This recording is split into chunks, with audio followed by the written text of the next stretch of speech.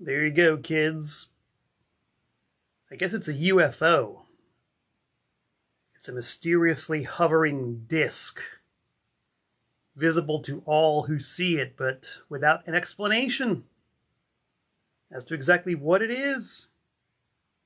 Well, all mysteries are revealed here, live Wednesday nights, 7 o'clock p.m. Eastern Standard Time, on this little thing that we like to call Facebook. And what it is Tent Talks Tunes. That's right, gang. The internet's finest, most accurate approximation of the golden days of cable TV, brought to you by me, Malcolm Tent, the guy who does Tent Talks Tunes every Wednesday. Lord willing and the creeks don't rise or travel plans interfere, because I love to communicate and commiserate and commune with you, my frantic fans, my loyal listeners, my vivacious viewers, every single one of yous. And it's good to be here. Let's do the usual routine. We're going to reach on over here and make sure that I am indeed going out live. I've been doing this Tent Talks Tunes shtick now for, Roonies, the better part of 5 years now. And my lack of trust in the abilities of the internet to actually do what it's supposed to do in terms of live streaming, that's been proven over and over and over again. So, as they used to say in the former Soviet Union, trust, but verify. So I trust that I'm going out, but now I'm verifying. And I do indeed see that I'm here. Alan Versapellis is in the house. We got a few other people who are tuned in live. Hello, Kyle. Good to see you. Good to be here. Kyle, I sent out your cassettes a few days ago, as you may know. A nice little brick of G.G. Allen cassette action. Oh, boy. Let me know when you get them. I hope they arrive there safe and sound. Or to use the president's English, safely and soundly. Yes, indeed he do. So, yeah, we got a whole bunch of stuff going on here. Adam Zisser is here. Hello, Adam. How's things out there in the wilderness of Georgia? How are the goats doing? Doing well, I hope. Oh, yes. Yeah. You know, Adam, this, you might have triggered me with all those CDs I got from you. You all know I went live 2 weeks ago on Tent Talks Tunes, talking about my somewhat new and kind of begrudging like for the compact disc format. If you all didn't see that live, please be sure to visit my YouTube channel, where every single verschlungener blessed episode of Tent Talks Tunes is archived on my permanent record. Yes, if you can't be here with us on a Wednesday, live at 7 p.m., by all means, cruise on over to the Tube of the U, or how would you say that? Utubie. Haha, for those of you who speak Pig Latin, just go to YouTube and check out my channel, because I got a lot of stuff there. Lots of archived episodes of Tent Talks Tunes, live performances, playlists, live performances by other people when I had my Office concert series. Just a lot of good stuff over there. So anyway, I did my show about compact discs, and I'm really excited because I got in the mail, here's where we check the mailbox, some stuff that I ordered. Because as you all know, my label, TPOS, which has been going on since the year 1984, 41 years of releasing music that I like. The label is an ongoing concern. There's always stuff going on. And in fact, I'm glad I reminded myself to show you another one of the newest releases I got. Luckily, I've got an example right here at my fingertips. This is going to be the portion of the show where we check the mail. So what I got in the mail was some stuff relating to TPOS, because I'm on a total, chronic, constant quest to upgrade the, shall we say, product that I put out. As technology advances, the ways to improve the product also advance.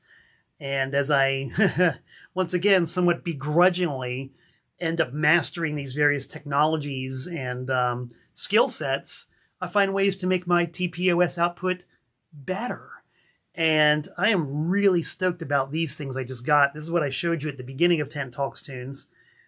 Making CDs in the DIY fashion, I've always tried to find ways to make them look good. And we started out with paper adhesive labels, which I always liked because, especially now that I have a laser jet printer, you can make some really beautiful looking full color or punk rock looking distressed black and white labels that you stick onto a CD, and they look fantastic. Problem with that is that a lot of people have trouble playing the discs that have adhesive paper labels. So I had to find a way to try to make a good looking product without putting adhesive labels on them. So for a while, I was doing the real punk rock DIY thing with, once again, I've got the visuals right here, with ink pad and one of a variety of custom-made TPOS rubber stamps. I don't know if you'd call it steampunk or being crafty or whatever, but I love rubber stamps. Rubber stamps are super cool. And so I was having a good old time stamping blank, shiny-faced CDs with TPOS rubber stamps. And I thought they looked fantastic. But it occurred to me that maybe not everybody thinks so, especially dealing with a sales platform such as eBay, where you can find many items listed for sale on the fabulous TPOS imprint. Look up TPOS on eBay. You see how smooth my segues are? You see how skillfully I weave the commercial into the info part of our program? It's what KRS-One would call edutainment, practically. Anyway, buyers on eBay have been traditionally a lot more finicky than buyers elsewhere. Like buyers on Discogs, one of my other TPOS selling platforms. Purchasers on Discogs tend to understand the DIY ethic a little more, as they do on Bandcamp. You were just waiting for me to talk about my TPOS store on Bandcamp, weren't you? I knew you were. The people on Discogs and Bandcamp typically get it. Those on eBay are a lot more likely not to. And we see that, hey, Nick, my old pal Nick LaBalbo from Danbury, Connecticut, loves the Tent Talks Tunes shirt, and that he needs one. Well, you know what? You're right. You're right, Nick. This is the only Tent Talks Tunes shirt in existence as it stands now, made by my good pals Greg and Jennifer Crawford from way down south on the Gulf Coast. But I'll tell you what, if you people want Tent Talks Tunes tees, I'm sure it could be done. Any and all feedback is welcome. If you hadn't guessed by now, I just love cranking out the product. So, Scott LaRock, who's also tuned in, let me tell you about these nonstick pans I got. In order to head off any potential criticisms from eBay buyers, I had custom-made blank CDs. And this gets right back around to my original topic as to why I sort of begrudgingly like CDs now. It's got to the point where I can go to a CD manufacturer and have them make these custom-printed discs with really beautiful, super slick tops. This is one for DVDs, hence the old television set logo. I mean, that looks great. Here's one of the DVD designs I came up with using the classic American Eagle motif that I grabbed from a piece of junk mail a couple of years ago. And quite possibly my favorite TPOS logo right now, how would you describe that? Thoroughly modern yet somewhat retro version of the TPOS logo. And it's like, dude, I made all these graphics myself. I made the fonts, did the layouts, all that. And I just love the fact that it's possible now.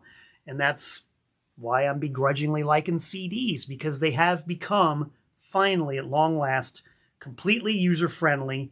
you can make something that looks really good like this and still be totally DIY.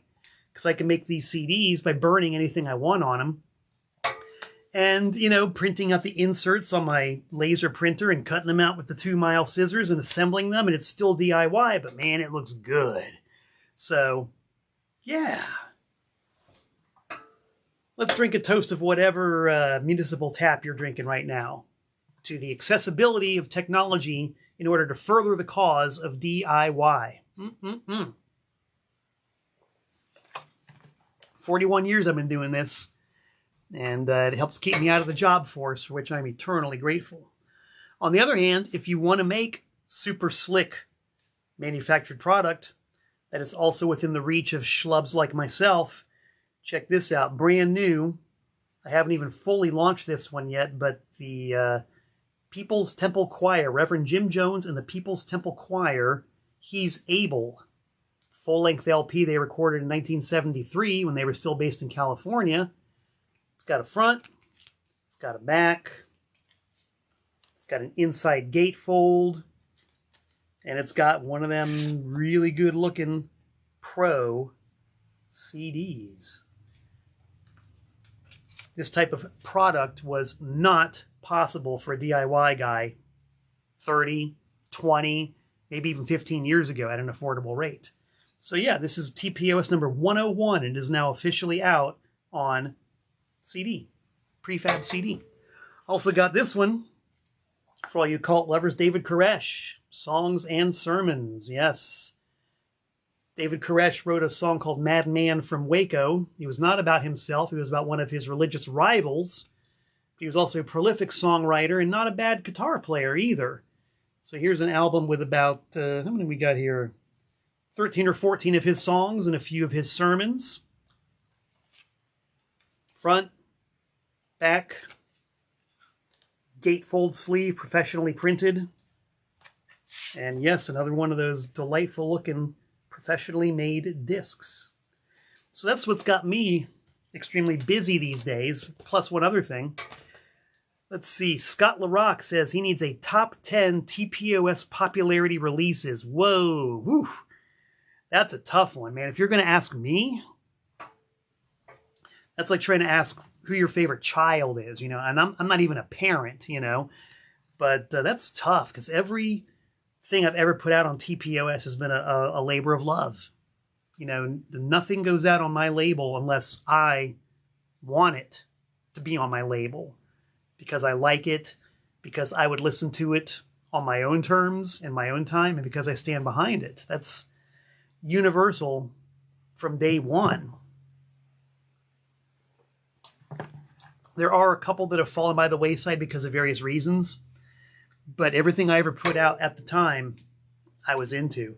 So choosing a top 10, wowzers. I mean, I'm up to 272 now. 272 TPOS releases. Woo, that's cry cry. Here's release number 265. If you guys are ready for this. This one's not officially out yet, but it is so close to being out. Dangerously close. Perilously close. Terrifically close. Whew, whew, whew. I've been sitting on my floor with a big box of album covers, a big box of vinyl, and a big box of 11 by 11 inserts. Once again, DIY, hand assembling, TPOS number 265. You're seeing the full-fledged product right here, right now. The G.G. Allen Tiny Tim Split Maxi 12-inch single. It's called Beautifully Ugly. It's all acoustic. It's one side G.G., the other side Tiny. And this is because of my good pal Mark at Ponk Media. Mark's a good dude. He runs a fine label. And we have an agreement where I handle his vinyl pressing nowadays. And it's a very good agreement. Works out for everybody. We're all happy with it. And the fact that I get to have stuff like this on TPOS is a thrill and a chill. This particular copy we're looking at here is on basic black vinyl. There's Tiny with one of the true loves of his life. There's Gigi when he was still alive. I tell you, every time I see a picture of Gigi Allen, my first thought is, wow, he was young. Isn't that weird? I always look at him and I see this young guy. That's what happens when you live to be as old as I have lived. I'm going to be 61 in a couple of weeks. Just saying. Older is better. Just saying again. So yeah, there we go. Exciting developments on the front of TPOS. New CDs, new blanks, new 12-inch single. Very exciting indeed. So that pretty much takes care of the mailbox. Here's a quick rundown on the bulletin board. The day draws nigh. We're only a couple of weeks out now from the Rule Breakers Ball at Ground Zero in Spartanburg, South Carolina, the state where I was born, September 19th and 20th. Not one, not two, not three, but 10 bands spread out over 2 days of pure unadulterated mayhem. Night 1, 5 headliners all in a row. Taped Fist, Future Hate, Knowledge is for Fools, Before I Hang, and Rancid Vat. What could possibly top that? Well, how about night 2? 5 more headline caliber acts strung together on one stage, on one bill. Sweet Georgia Brown, Wrath of Typhon, The Self-Made Monsters, Josephus and the George Jonestown Massacre, and of course, that little old rockin' teenage combo from Brutalsville, Anti-Scene. So, yeah, we're just a little more than 2 weeks out from this. If you have not made your plans, you need to get on it, because this is going to be a real convocation of the tribes. 2 nights of kindred spirits and like-minded souls who love it. Raw.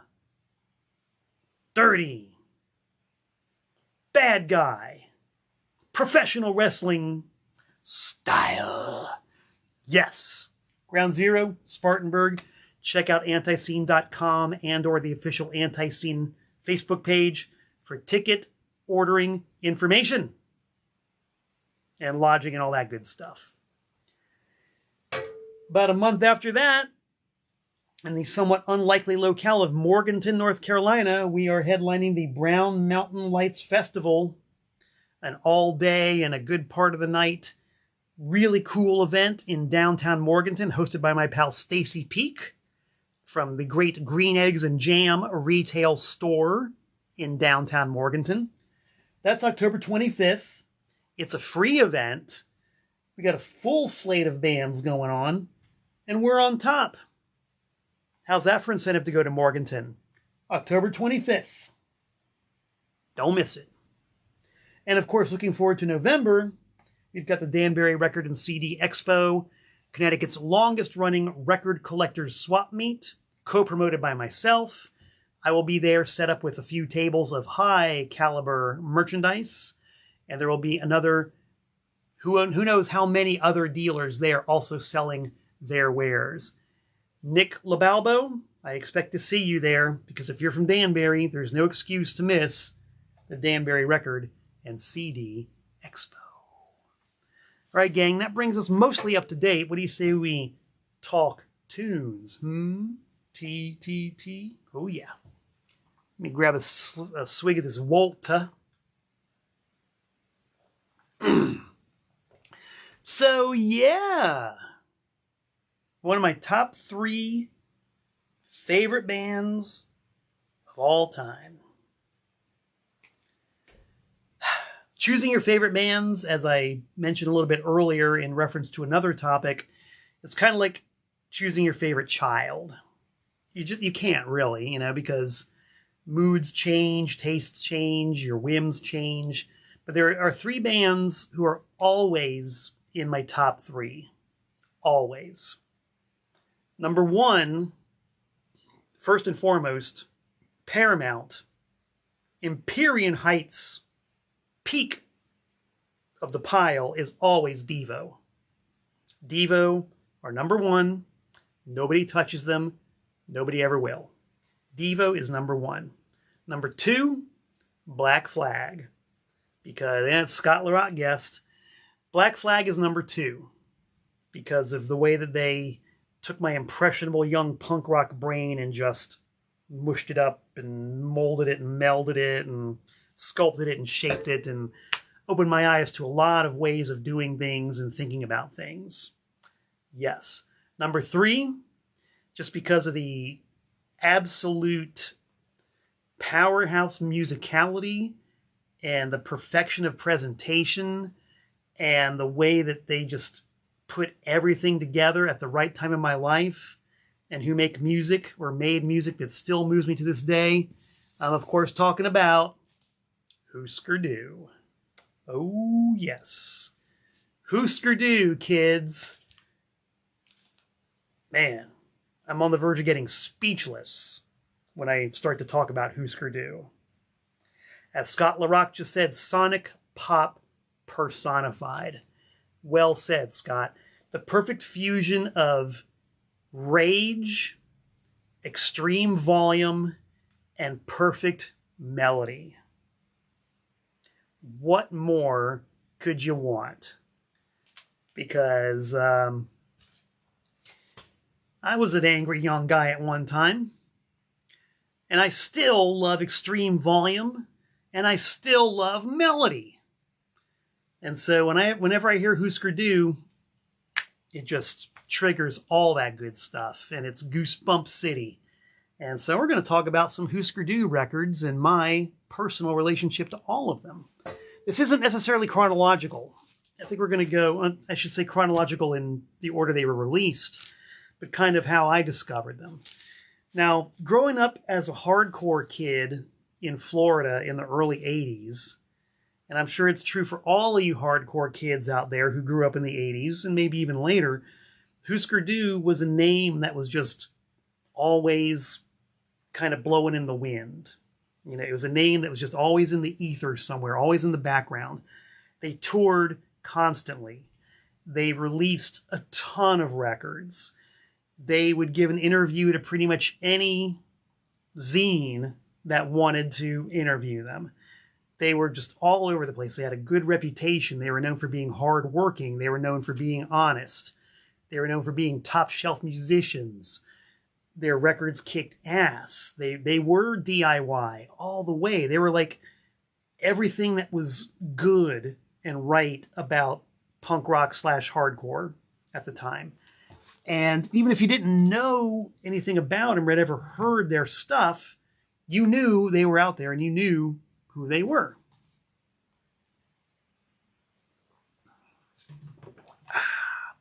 Michael Cooper says, and they just got better with age. Oh, we'll address that in a minute, let me tell you. So anyway, knowing about them, my first introduction to them was this record right here. Metal Cycus. Metal Cycus by Husker Du. First one I heard. Why did I hear it? Because my bandmate in Broken Talent, which was the South Florida, we called it Hangcore band, Hang being an acronym for Hardcore Art Noise Grunge. Guitar player in Broken Talent, Marky Awesome, said I needed to check out this band Husker Du, that they were really good.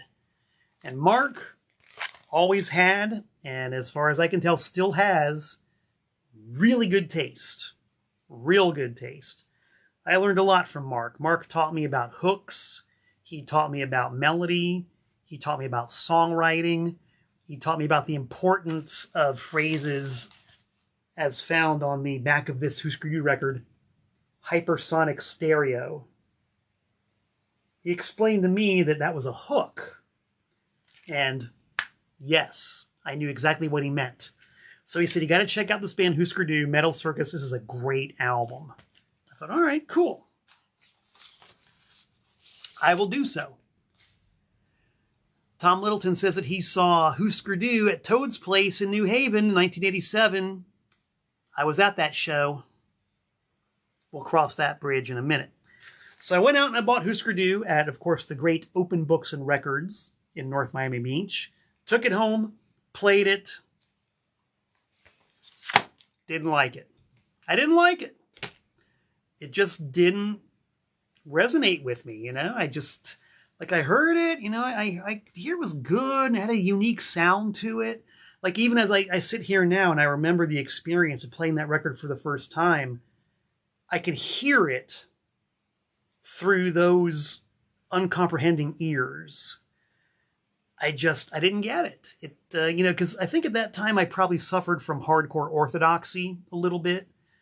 Like, Welcome to 1984, the Maximum Rock and Roll compilation album of international hardcore bands, that was on my turntable almost constantly.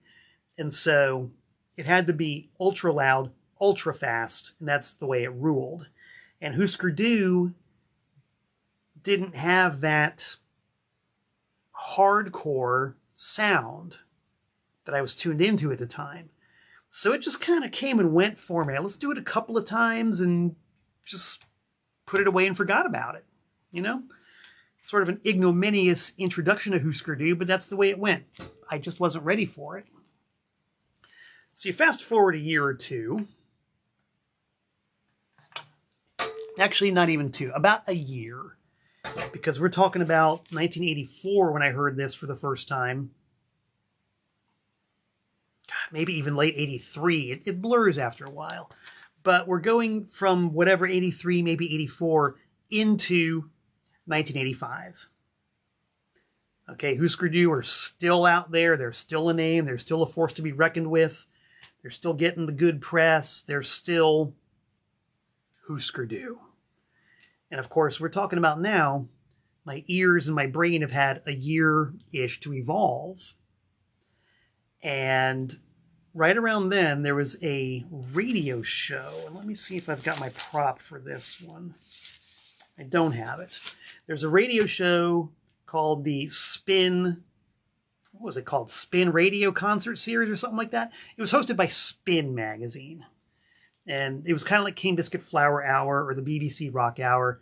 Every week, they would air a full-length live concert. And, you know, it was usually pretty good stuff. Like they did Circle Jerks, they did the Minutemen, they did a few others of that type. And here comes a message. Got to minimize that because I'm on air.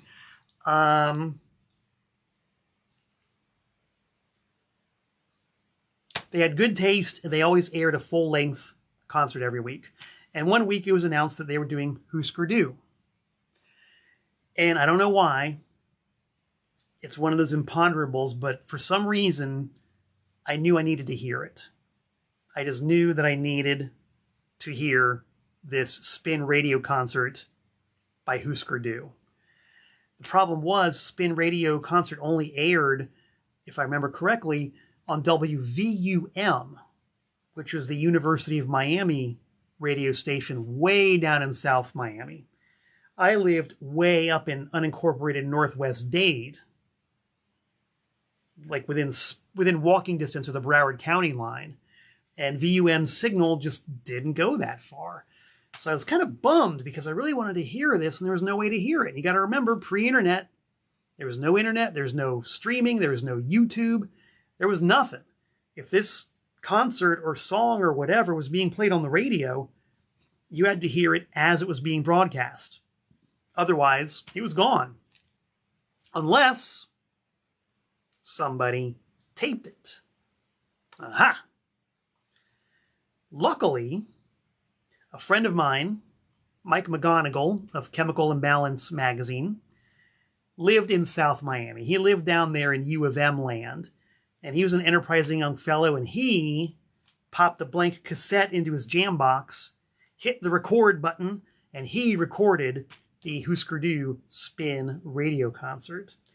And sometime after that, let me borrow the cassette. Took the cassette home, popped it in the deck, pressed play, and all of a sudden, I got it. Like, the sound of that Spin Radio broadcast and the songs they were playing, it was perfect. It was just perfect. It was exactly what I needed. They were doing mostly stuff from Flip Your Wig. They were starting to debut the songs from Candy Apple Gray. They had some chestnuts in there, and it was just perfect. It sounded so good. And even the brief little interview segments that were in there where mostly Bob Mould was talking, the sound of his voice, his accent, his inflections, it just clicked right then and there. From that moment on, having heard the Spin Radio concert by Husker Du, I was hooked. I knew I needed Husker Du in my ear. Valerie Ellis from Florida at the time says that nothing could top Off the Beaten Path. I'll tell you, Valerie, if I were to cast my vote, I would say that Radio Free Living Room was the ultimate South Florida radio punk show. But Off the Beaten Path comes in second for sure, because Bob Slade, that dude had, to use the term again, excellent taste. He played the best stuff going on his radio show, and I tried to never miss Off the Beaten Path. And Bob Slade, where did he go? Bob Slade seems to have just vanished off the face of the earth. Nobody knows what happened to the guy. He's not on social media. Nobody has stayed in touch with him after all these years. Where's Bob Slade? I would like to personally thank Bob Slade for having such a great radio show. But he's nowhere to be found. A mystery. An enduring South Florida punk rock mystery. If anybody knows, please let me know, because I want to know. Anyway, heard Husker Du, fell in love with him, and now my job as a fanboy is to get everything I possibly can by Husker Du. So, I of course went to Open Books and Records, which is the go-to for anything musical or cultural in South Florida, along with the other great record stores like Yesterday and Today, Yardbird, later on Blue Note and Underground Records. But for me, Open was the toppermost of the poppermost. So I went to Open, rooted around, and for whatever reason, the only Husker Du item that was available that day was a cassette. A used cassette in the used cassette case of this album right here, Zen Arcade.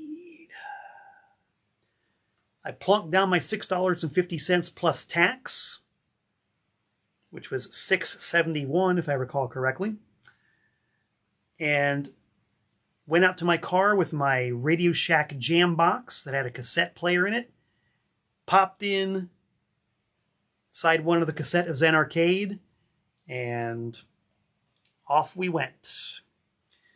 I say many times here on Tent Talks Tunes is one of my favorite bromides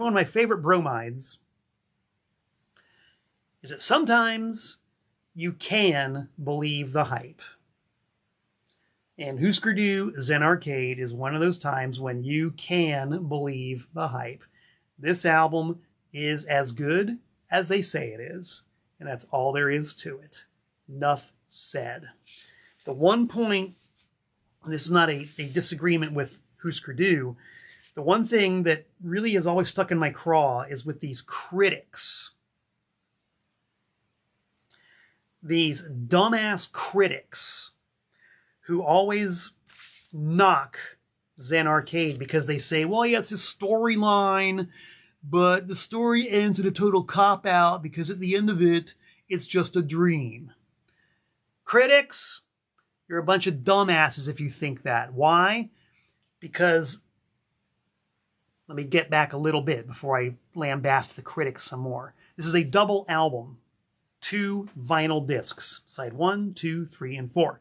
And there is a story arc that unfolds from the beginning of side 1 to the end of side 4. These stupid critics keep saying that the song at the end of side 3, in which the narrator seems to be having a nightmare and then wakes up, they say, well, that's the end of the story. What a cop-out. They couldn't think of a better way to end it. It's just a dream. Ho-hum. Bullshit. What about side 4? Just because you were a critic and you were able to make it to the end of side 3 and you hear a song that sounds like the narrator waking up from a bad dream, you assume that's the end of it? Wrong. What about side 4? You're ignoring an entire 25% of the album. And that's side 4. Where if you had the fortitude and the intellectual reinforcement to flip over the record and play the rest of it, you would hear the conclusion of the story. This album is perfect. Except maybe in the production department. Because the production, as was so typical of SST's output in the 80s, production left something to be desired. It's a little bit murky. It's a little bit sludgy. I'm going to tell you, if you go onto YouTube, let's just say you're checking out my YouTube channel and you're subscribing to it. While you're subscribing to my YouTube channel and checking it out, or I should say when you're done with that, look up Zen Arcade Fan Remaster. Zen Arcade Fan Remaster. And if you're like me and you grew up with the original kind of sludgy, murky version of this record, I guarantee you won't believe your ears. I don't know who this guy is or what he did, but he made Zen Arcade sparkle sonically. He brought this album to life in the way it always should have.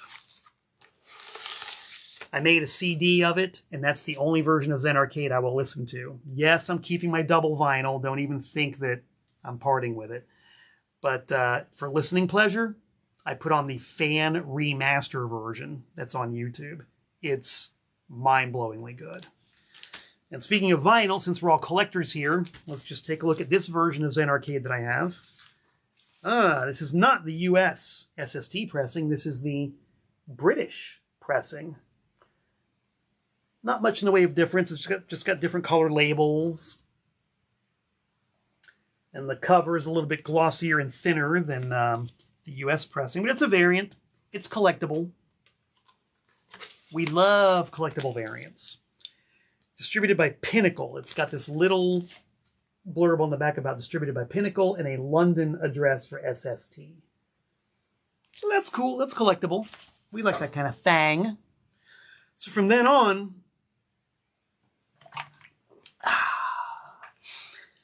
my life was dictated by what Husker Du I could grab, and a lot of that was dictated by what would play in the jam box of my... Let me rephrase that. What would play in the cassette player that was in my jam box that was in the front seat of my car.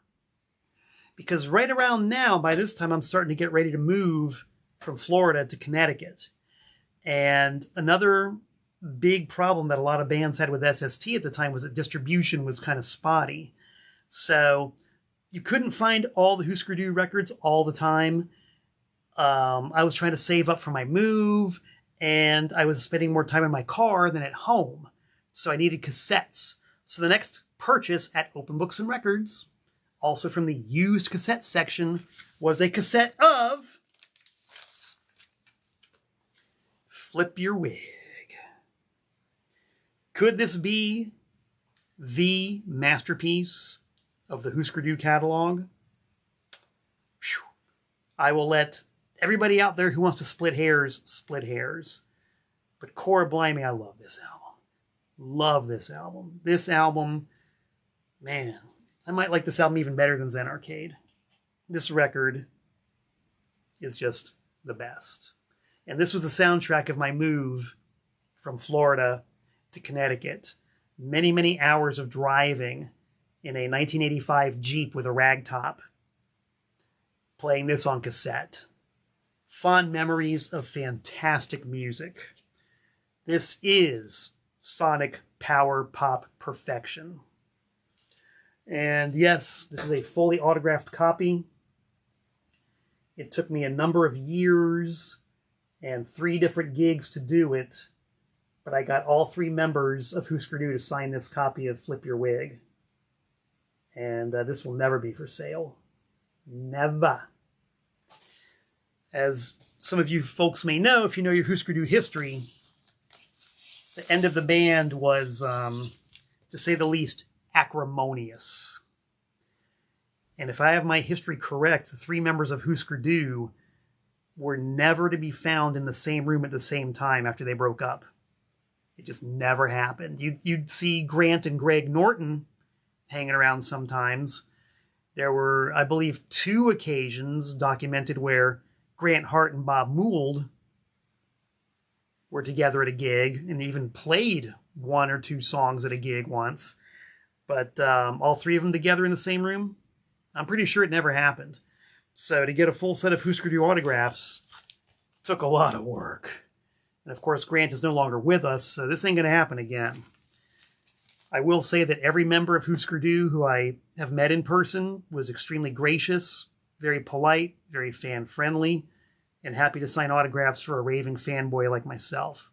So the respect level just grows. It just grows. If you like it loud and fast and pretty well produced, I think you gotta go for New Day Rising. This is the album that is maximum volume, maximum sonic attack. If the first album, Land Speed Record, had been produced that well and had this kind of sonic attack, it would be regarded as a masterpiece. I know a lot of people do regard Land Speed Record as a masterpiece, but I can't listen to it at all, man. To me, this record is just a poorly recorded din. It's just... See, and there Nathan Trusty has chimed in saying this is his favorite record. Nathan, is it Land Speed Record that's your favorite or New Day Rising? And who out there has Land Speed Record as their favorite? I'm seeing a lot of hearts and a lot of thumbs and a lot of love for Land Speed Record. Let me see if I can get some comments. There's always a lag between when I talk and when the comments show up. But a lot of people love this album. And, you know, if you put yourself in the time and place, for 1981, this was a groundbreaker because it was incredibly fast, but it had a lot of melody to it. The problem was it was just so badly, so badly and poorly recorded. Even Murray Gell-Mann. I was in a Husker Du tribute band with Murray Gell-Mann, and even he says that he had it and sold it, no regrets. Well, there you go. And Nathan Trusty has clarified it's New Day Rising that's his favorite. All right, there you go. Apparently my critique stands. The cover art is great, done by Grant Hart, of course. And it's kind of a trivia fact that Grant Hart designed all of Husker Du's album covers. But Bob Mould, from what I understand, would not let him use his name as cover designer. So he came up with his own name for his graphics company, which was Fake Name Graphics. How cool is that, Bob Mould? So yes, Grant Hart, fantastic visual eye in designing Husker Du album covers. There's a great story of how he set up the Metal Circus album cover shoot. It was apparently in the office of the father of somebody who was in, I think, Prince and the New Power Generation. I think a New Power Generation band member's father had this office, and Grant was allowed to commandeer it early one morning and paint the window and set the shoot up and take the cover photos. Grant Hart designed the logo.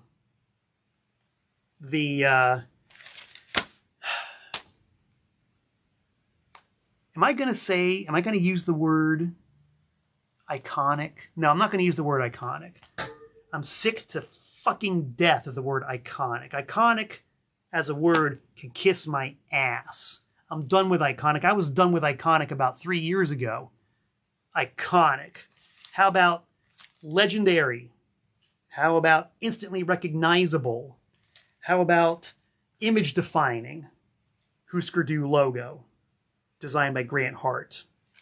Great stuff. Great stuff.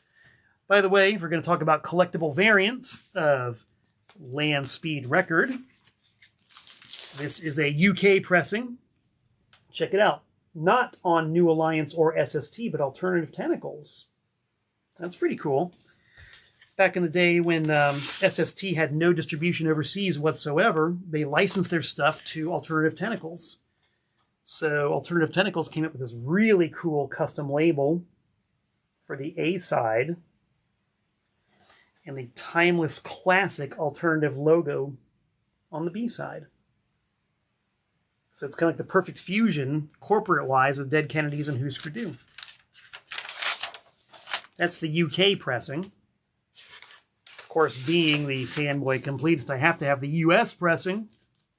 This is an original US pressing on New Alliance with the Telltale typewritten logo on the back. This is the very first pressing with the thick cardboard tip-on sleeve. You can tell by the brown interior. The original New Alliance typewritten labels. And of course the awesome looking sort of rubber stamp appearing Husker Du logo. Stone cold first press. And what makes it even better, as if that wasn't good enough, first pressings had a lyric sheet. First pressing only. Had the 1981 Children's Crusade Tour itinerary on one side and the lyrics on the other. They did not reissue this lyric sheet. Got it. Took me forever to track one of these things down. Gee whiz. Forever. But I got it. I'm keeping it. Oh, here's something. This is a... oh, look at that. In Greg Norton's own handwriting, the address of his old restaurant in Bay City, Wisconsin. And on the back, a cheat sheet for him to do a radio station ID for the radio show I used to have in Connecticut. And this is on the back of... Huh, interesting. Here's another cheat sheet that he was reading other college IDs from. Go figure. Didn't even notice that till now. Love it. Greg Norton, very friendly, very accommodating, very, very nice guy in my experience. Greg, if you're out there, salute. Thanks for making this raving Husker Du geek a happy dude. Now, of course, right around this time, everything was happening right around this time, wasn't it? There was, a lot of talk about Husker Du signing to a major label. Warner Brothers was actively courting them, and they ended up signing with Warner Brothers. I honestly don't remember it being controversial. I don't think anybody disowned Husker Du for doing it. It really didn't seem like that big of a deal. But Warner Brothers made a very big deal of it. They were trumpeting their new signing. They were big into Husker Du. So everybody's excited to hear what the follow-up to Flip Your Wig is going to be. And the album, of course, was Candy Apple Gray.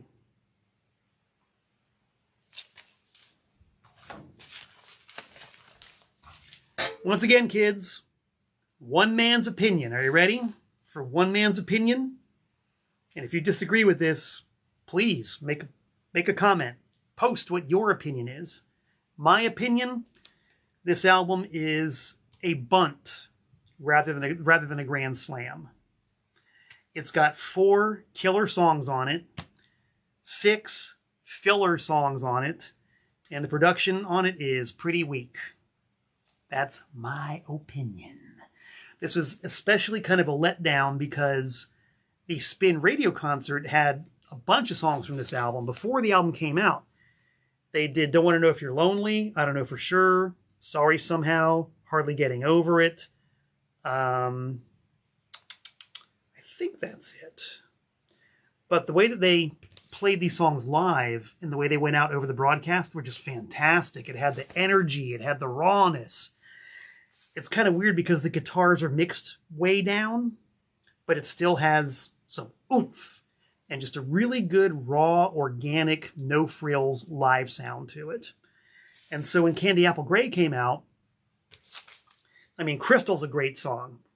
Crystal is a great opener. Bob Mould has completely disowned that song. I think he's wrong. I think it's an awesome high-octane starter to the album. And then after that, it's, like I said, it's 4 really good ones, 6 with crappy production. Having said that, Dead Set on Destruction, they played that in 1987 at Toad's Place. One of their last tour dates ever. I got to see it. It sounded fantastic live. It really, really kicked ass live. As did Eiffel Tower High. And even Hardly Getting Over It, which on this album, in my opinion, is just one big pile of dreariness. Sounded real good live. So, I don't know, it's an album that probably could have benefited greatly from having outside production. If nothing else, than to give it a good drum sound. So, this album, and by the way, as part of Warner Brothers' great big push for Candy Apple Grey, released a 12-inch maxi single with Sorry Somehow on it, and lots of raving critical reviews, none of which were actually about Candy Apple Grey, mind you, but just sort of these generalized statements about how great Husker Du were, with, and I give him a lot of credit, a sort of piss take at the bottom from Bob Mould going, meh, critics, meh. But this was part of a really huge push that Warner Brothers gave to the album. And of course, there were the obligatory rave reviews and people saying it was the second coming of Buddha and all that. It's not. It's a decent album. It's not a great album. And as Murray Gell-Mann points out, they should have given Candy Apple Grey to SST and had Flip Your Wig be their Warner Brothers debut. Now, Flip Your Wig had actually come out on Warner Brothers like it could have. And that's a trivia fact. Flip Your Wig could have been on Warner Brothers, but Bob Mould made the executive decision to give it to SST as a parting gift before they left. And of course, SST rewarded them by withholding royalties from them from 1987 onward, with never paying them a nickel for album sales, including for Flip Your Wig, which has been the subject of a lot of contention and surprisingly no litigation. But also apparently SST gave Husker Du the classic sucker contract to sign, and they signed it. So all signs, to use that word again, point towards SST having ironclad ownership of the Husker Du catalog, which SST has not paid for in the better part of 40 years. Oh well. As much as I despise, hate, loathe, and abhor the major labels, you got to admit, if Flip Your Wig had come out on Warner Brothers, there would still be some kind of accountability and probably still some royalties coming in on its sales. I don't know if that's out. I don't know if that album has sold 1 million yet, but it's sold a lot. Guess we'll never know. Anyway, yes. Flip Your Wig, brill. Candy Apple Grey, eh. Now for more controversial opinions about the Husker Du catalog. By this time, the band are falling apart. Bob Mould has exerted a few power plays in the songwriting department, in the management department, in various other departments. Grant has taken to self-medicating with heroin. Never a good policy when it comes to your health and your creativity and living a long life. Both of them have apparently got a low opinion of Greg Norton by now for reasons I don't even know. But the band is not quite the unified front that it was. But they come out with one more record on Warner Brothers. And it is this one right here. Warehouse. Songs and Stories. A title come up with by Bob Mould. Wouldn't you know it? Warehouse Songs and Stories. And yes, this is another fully autographed copy. You can't see him that well. But there's Grant, who was kind enough to personalize it for me. Bob Mould's up there. And Greg Norton's on the back. Kind of the same deal as the Flip Your Wig. It took, I think, about 8 years, 8 or 9 years, and 3 different gigs to get those autographs. So Candy Apple Grey, another double. Warehouse, another double album. I think it's pretty much universally agreed that Zen Arcade, as a double album, is a masterpiece. Warehouse, as a double album, should have been a single. Even Bob Mould will say nowadays that it probably should have been a single. Grant Hart had said it probably should have been a single. I don't recall Greg Norton offering an opinion on that. Maybe he thought it should have been a single. I don't know. But in my car right now is a mix CD I made of what I call the all-killer, no-filler version of Warehouse. And it is 13 songs long, as opposed to 21 as on the album. And one of the songs I put on the mix is a B-side that didn't even appear on the album. So it worked out beautifully. My personal choice is 6 songs from Mould, 6 songs from Hart, with 1 by Greg Norton as a tiebreaker, and it is genuinely one of my favorite Husker Du songs ever, a song called Every Time by Greg Norton. And it only appeared, actually it appeared in 2 places. Let's get down to the collector's vinyl treasure trove here. It appeared on this promo-only double interview album that was used to promote Warehouse, which contains at least one very snarky comment from Bob Mould directed at Greg Norton, which I thought was a very poor taste, especially for a promotional official album, an official promo album. Come on. But Every Time is on here. This is an original chain store CD bin card for Husker Du, never used. It appears on that one, and it appears on the B-side of the Could You Be the One 12-inch maxi single, which ironically enough, considering how much the band was falling apart by then, is the only record in their entire catalog that has equal representation from all 3 members. The A-side is Bob Mould, 1 song on the B-side from Grant, and 1 B-side from Greg Norton. And it's a great single. You can play it from start to finish. Could You Be the One, Every Time, and Charity, Chastity, Prudence, and Hope. So if you count Warehouse, the album proper, the Greg Norton penned B-side, and there's a Bob Mould penned B-side, which appeared on the Ice Cold Ice 12-inch, a song called Got a Lotta. You had 23 songs to choose from the Warehouse sessions. I got the editor's pen and the scalpel, and I pared it down to 13.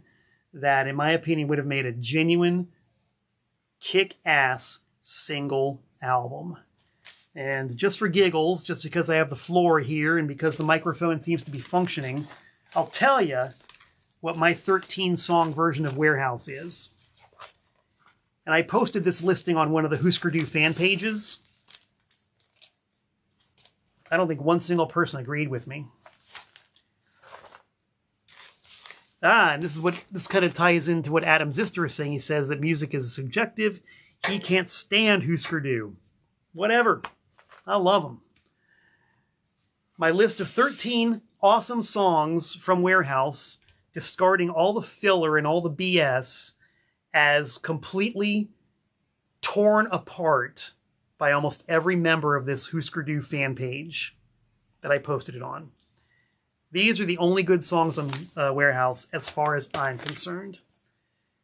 In order, These Important Years, Charity, Chastity, Prudence, and Hope, Back from Somewhere,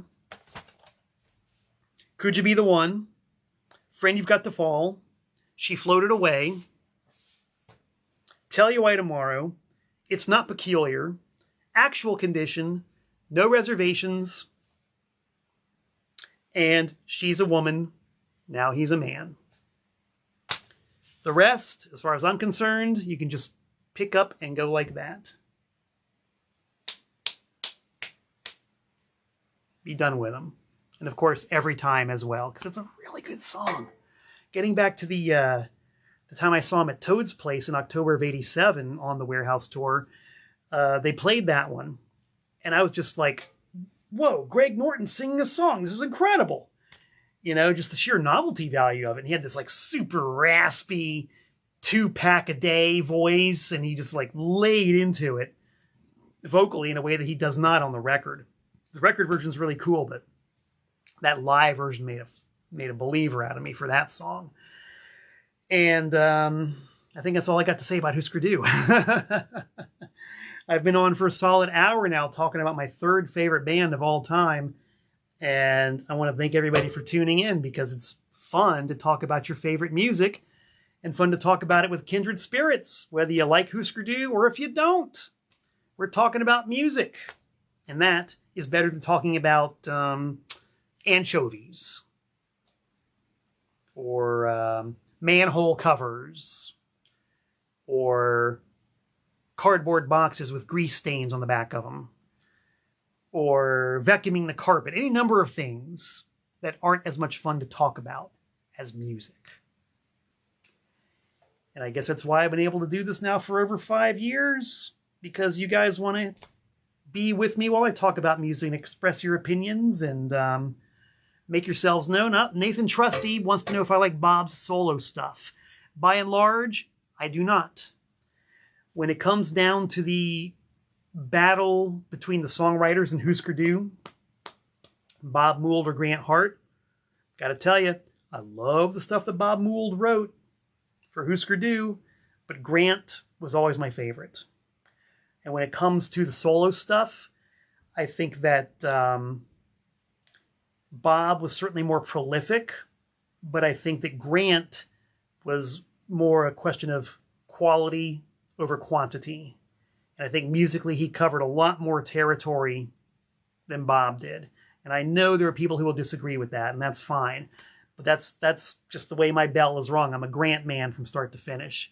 And having said that, I think that Sugar, Bob Mould's short-lived power trio after Husker Du was phenomenal. Sugar kicked butt. If the Husker Du records had been produced the way those Sugar records were produced, no one would be able to resist them at all. There'd just be no way. Yeah, the Sugar albums, oh my God. And Workbook is a really good record too. I like Workbook a lot because it was just such a radical departure from what people were expecting from Bob Mould. As far as his other stuff, I'll tell you, I saw him play live about a little over a year ago, maybe closer to 2 years in Connecticut, one of the last shows I saw before I moved to North Carolina. It was one of his solo electric gigs. He played all the hits and everything. He played a bunch of solo stuff, and there were some really good solo tunes. There's one called Forecast of Rain that I liked a lot. And a couple of others that made me go, yeah, all right, that's pretty good.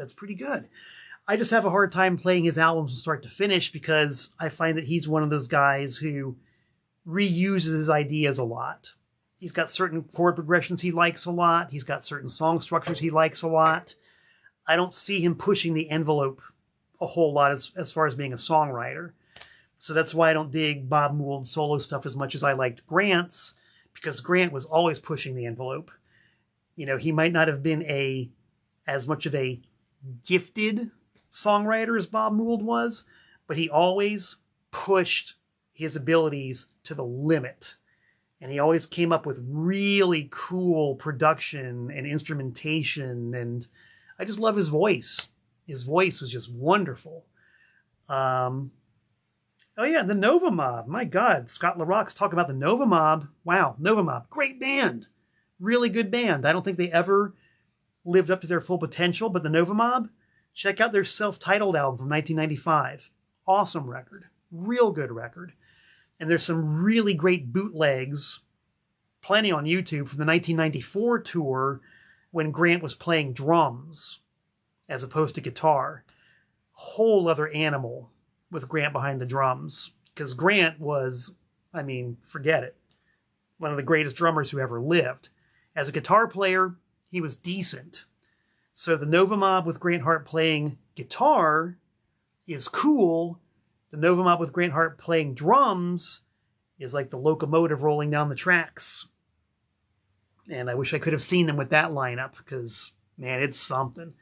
Go onto YouTube After you're done subscribing to my channel and liking all my videos, check out Nova Mob Live 1994 with Grant Hart on drums. There's a few of them out there. For myself, I'll guarantee satisfaction. For you, maybe, maybe not, but definitely worth checking out. So, all right, man, thanks everybody for tuning in. My voice is gone. I got to get me some lunch, and I hope to be back in about 167 hours' time. Thanks everybody for tuning in and listening to me go blah, blah, blah, blah, blah. Until we meet again, this is Malcontent saying so long from the Tar Heel State.